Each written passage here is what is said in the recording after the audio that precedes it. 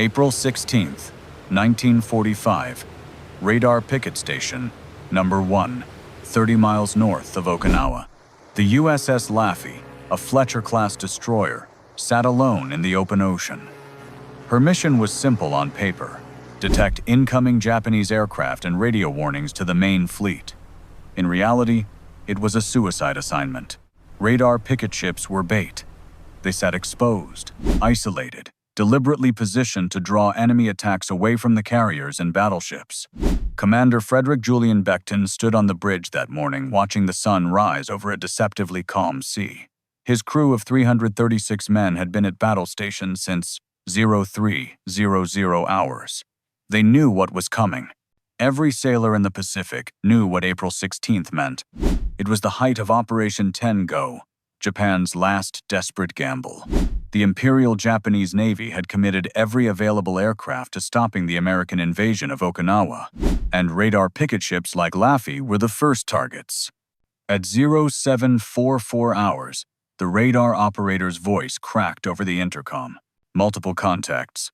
Bearing 045, range 22 miles, closing fast. Commander Beckton didn't hesitate. General quarters. All hands to battle stations. This is not a drill. But what appeared on that radar screen wasn't a standard air raid. Intelligence would later confirm it was a deliberately coordinated kikusui attack, meaning floating chrysanthemum, the poetic Japanese term for their kamikaze operations.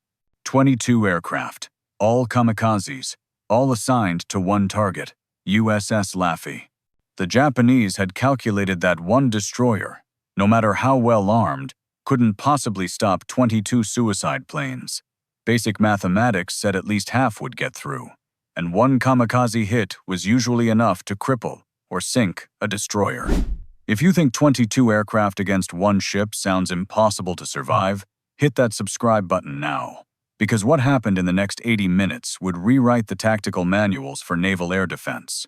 Commander Beckton had one advantage the Japanese didn't know about. His crew had been together for 18 months.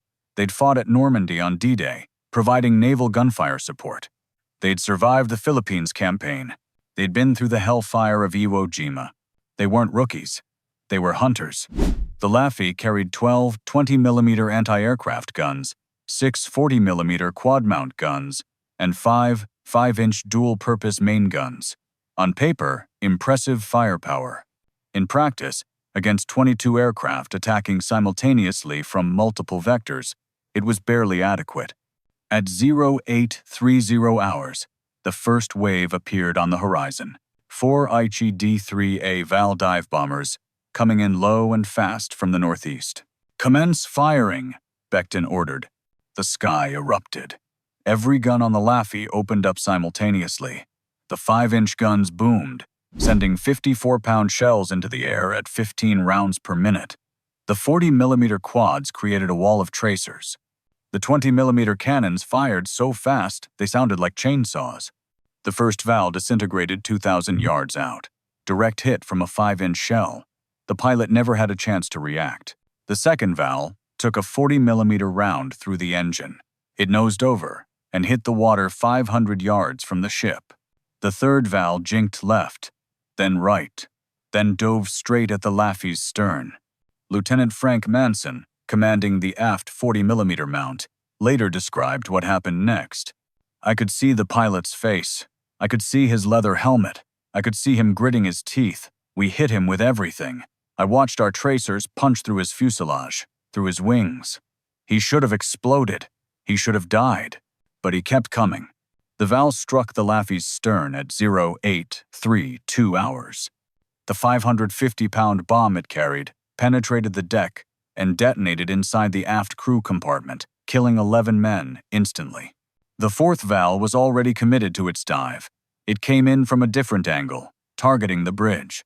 Commander Beckton stood absolutely still, watching death approach at 300 miles per hour. His gun crews never stopped firing. At 200 yards, the Val took a direct 5-inch hit. The shell entered the cockpit and exploded. The plane's nose pitched up violently, and it cartwheeled over the Laffey superstructure, crashing into the sea on the opposite side. 1 minute, 4 aircraft, 2 hits on the Laffey, 2 aircraft destroyed before impact, and there were still 18 more kamikazes inbound. The second wave hit at 0.835 hours. 6 Mitsubishi A-6M-0 fighters converted to kamikaze duty, faster than the Vals, more maneuverable, harder to hit. The Laffey was already burning. Her stern was shredded. Fires raged below deck. Casualties were mounting in the aft compartments. Any normal ship would have been withdrawing, calling for air support, trying to escape. Commander Becton's orders were different. All engines ahead, flank speed, hard right rudder, keep those guns firing. What Becton understood, what his gunnery officers understood, was that a stationary target is a dead target. The Laffey began executing radical evasive maneuvers at 32 knots, her maximum speed. She was zigzagging, turning so hard that sailors on deck had to grab handrails to stay upright. But she never stopped shooting. The first 0 came in from dead ahead. The 5-inch guns couldn't depress low enough to track it. The 40mm mounts took over, creating a curtain of fire that the 0 flew directly into. It exploded 100 yards out, scattering debris across the water. The second and third 0s attacked simultaneously from opposite sides. Classic pincer tactic. The Laffey couldn't turn into both. The port side 0 took hits from 3 different gun mounts and disintegrated mid-flight. The starboard 0 got through. It struck the Laffey amidships at 0.838 hours. The impact tore a 10-foot hole in the hull. The plane's engine block crashed through 3 internal bulkheads before stopping. Fires erupted in the forward crew spaces. 20 men died in that impact. Another 30 were wounded. And the Laffey was still fighting. The 4th, 5th, and 6th 0s attacked in rapid succession. Becton was throwing the Laffey into turns so violent that the ship was heeling over at 30-degree angles. Sailors were literally sliding across the deck. Gun crews that had trained for 18 months were operating on pure muscle memory. Loaders were feeding shells into guns without thinking. Gunners were tracking targets by instinct.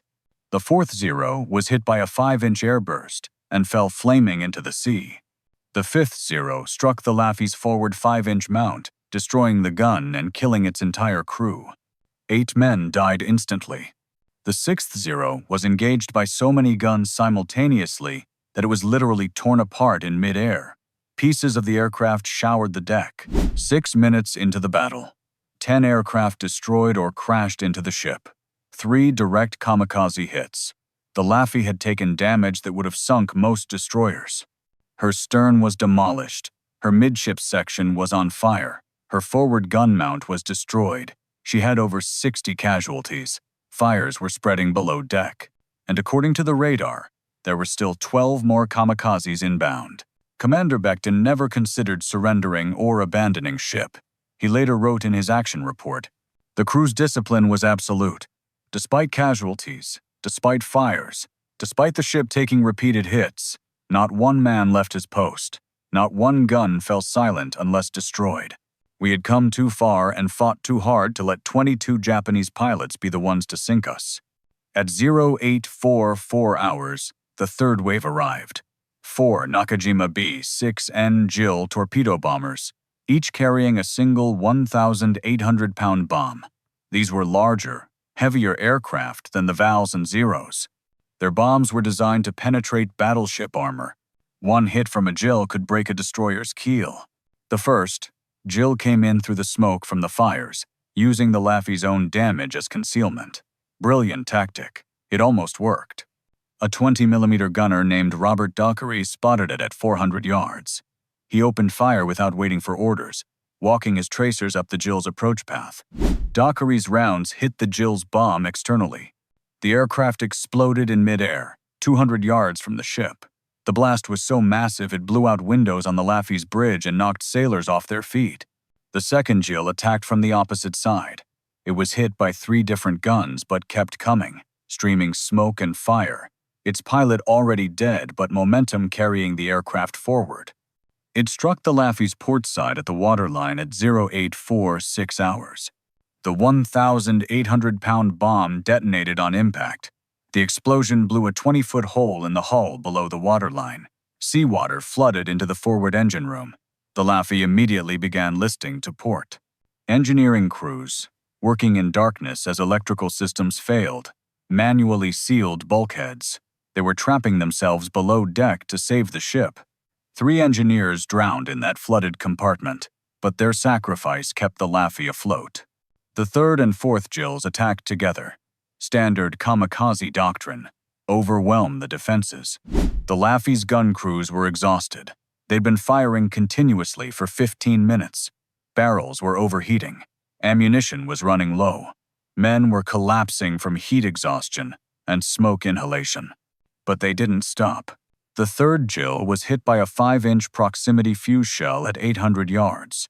The Japanese had no defense against the American VT fuse technology. The shell exploded near the Jill, shredding it with shrapnel. The aircraft fell burning into the sea. The 4th Jill got closer than any aircraft yet. It came in so low it was almost skimming the water. Tracers were bouncing off the ocean surface around it. It was 50 yards from the Laffey when a 40mm round hit its engine. The Jill pitched forward and hit the water directly in front of the ship. The Laffey, moving at 28 knots, ran over the wreckage. Debris scraped along the hull. The Jill's bomb, jarred by the impact, detonated underwater beneath the Laffey's keel. The shock wave bent hull plates and ruptured fuel lines. The Laffey's speed dropped to 15 knots. She was flooding in 3 compartments. She was listing 15 degrees to port. Her aft guns were destroyed. Her forward mount was gone. Fires were out of control in multiple sections. By any reasonable assessment, she should have been dead in the water. Instead, she was still shooting. At 0852 hours, the 4th and final wave appeared. 8 Yokosuka D4Y Judy dive bombers, the fastest kamikaze aircraft in the Japanese inventory. The Laffey had perhaps 40% of her anti-aircraft capability left. She was burning, flooding, and barely maneuverable. Her crew was exhausted. Her ammunition stocks were critically low. The Japanese pilots saw a crippled ship and assumed victory was certain. They had no idea who they were attacking. The first 2 Judys dove simultaneously from 8,000 feet. Textbook kamikaze attack. Split defenses. Guarantee 1 hit. The Laffey's remaining 5-inch gun, manually operated because electrical systems had failed, tracked the first Judy. The crew was loading and firing by hand. No automation, just training and determination. They fired 8 rounds in 14 seconds. The 7th round hit. The first Judy disintegrated. The second Judy, already committed to its dive, was engaged by every remaining 40mm and 20mm gun on the ship. 67 tracers were later counted converging on that single aircraft. It never had a chance. The Judy was shredded and crashed into the sea 100 yards from the Laffey. The 3rd, 4th, and 5th Judys attacked from different vectors simultaneously. The Laffey couldn't turn into all of them. Her gunners had to choose targets. The 3rd Judy was hit and crashed. The 4th Judy got through. It struck the Laffey's superstructure at 0855 hours, destroying what remained of the ship's communications equipment. 6 more men died. The 5th Judy's pilot was killed by a 20mm round before impact, but his dead weight on the controls sent the aircraft into the Laffey's forward deck. The plane's bomb, fortunately, failed to detonate. The aircraft's wreckage had to be pushed overboard by the crew. 3 Judys remained. The Laffey had minutes of ammunition left. Her speed was down to 8 knots. She was listing 18 degrees. Survival seemed impossible. Commander Beckton ordered the last of the ship's ammunition distributed to the remaining functional guns. He later said he told his gun crews, "Make every shot count. When the ammunition runs out, we'll throw wrenches." The 6th Judy dove at 0857 hours. A single 5-inch gun tracked it. The gun crew had 3 shells left. They fired all 3. The 3rd shell hit the Judy's wing root. The aircraft cartwheeled and crashed into the sea. The 7th and 8th Judys attacked together at 0858 hours.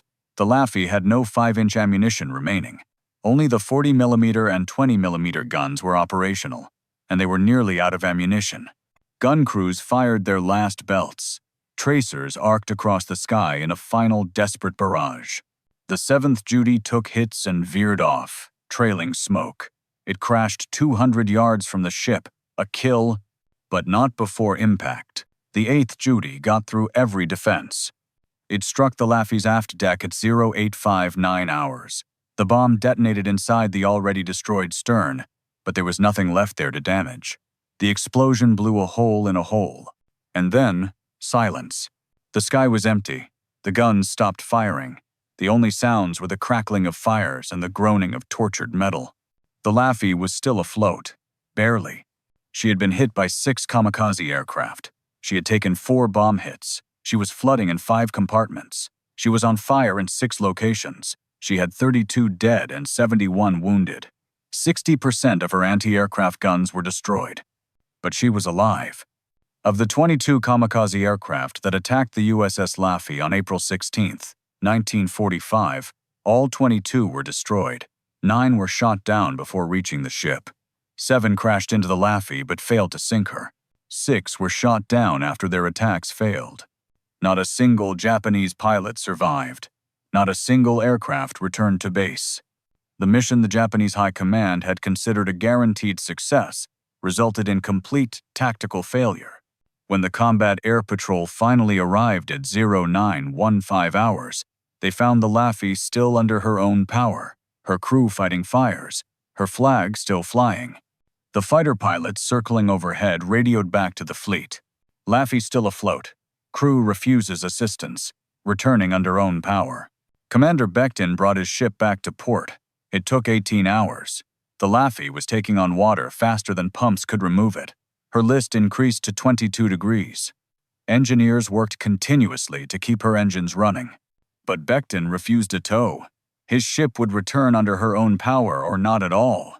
When the Laffey limped into Karamaretto anchorage on April 17th, sailors from every ship in the harbor lined the rails and cheered. Word had spread about what the Laffey had survived.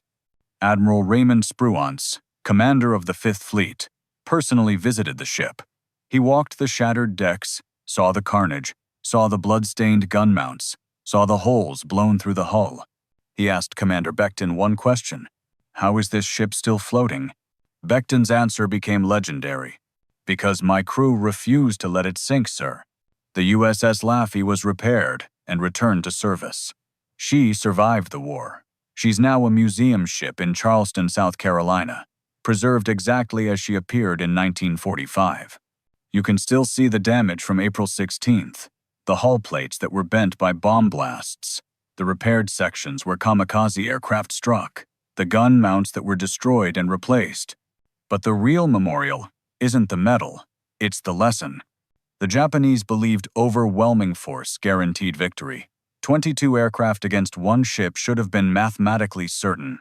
They didn't account for human will. They didn't account for training. They didn't account for crews who'd fought together for 18 months and would rather die than fail each other. The Laffey's survival wasn't luck. It was skill, discipline, and the refusal to accept defeat even when defeat seemed inevitable. Every gun crew that kept firing when their ship was burning around them. Every damage control team that sealed bulkheads knowing they might trap themselves. Every engine room technician who stayed at their post while the ship flooded. Every wounded sailor who refused evacuation because his gun still had ammunition. 32 men died defending the Laffey on April 16, 1945. Their names are engraved on a memorial plaque on the ship's deck. They died ensuring that 304 of their shipmates survived. They died proving that 22 kamikazes weren't enough. They died making certain that the Japanese would learn a painful lesson. American sailors don't quit. The next time you hear someone say, "The odds are impossible," remember the Laffey. Remember that 22 aircraft attacked 1 destroyer, and that destroyer survived. Remember that math doesn't account for courage. Statistics don't measure determination. Probabilities don't calculate the human refusal to surrender. The Japanese sent 22 kamikazes to sink the USS Laffey. 80 minutes later, all 22 were dead, and the Laffey was still floating, still fighting, still flying her flag. Because some ships, like some men, simply refused to die. If this story showed you what real determination looks like, hit that like button. If you want more true stories of impossible victories, subscribe now. And drop a comment. Could any modern ship survive what the Laffey endured? Thanks for watching. See you in the next one.